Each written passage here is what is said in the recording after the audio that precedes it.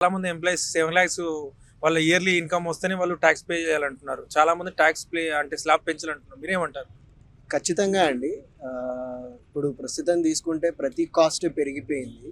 కానీ ప్రస్తుతం ఉన్న ఇన్‌కమ్ ట్యాక్స్ స్లాబ్స్ గానీ, దాంట్లో ఉన్న సెక్షన్స్ గానీ మీరు చూసుకుంటే అన్నీ పాత అమౌంట్స్ మీదే ఉన్నాయి. లైక్ ఏటీసీ తీసుకోండి.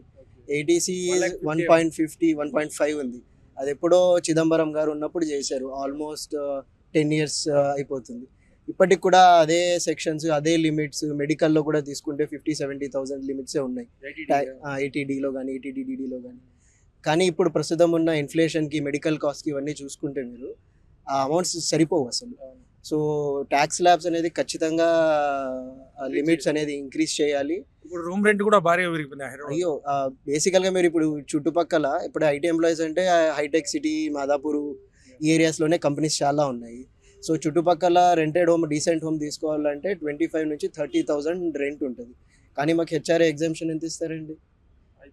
50% నాన్ మెట్రో సిటీ కాబట్టి 50% ఇస్తారు. సో అది యావరేజ్గా మీరు చూసుకుంటే 30,000 అంటే క్లెయిమ్ మాకు 18,000, 20,000 వరకు కూడా రాదు. సో ఇలాంటివన్నీ ఉన్నప్పుడు ఖచ్చితంగా మాకు మిడిల్ క్లాస్ నుంచి వచ్చే వాళ్ళం.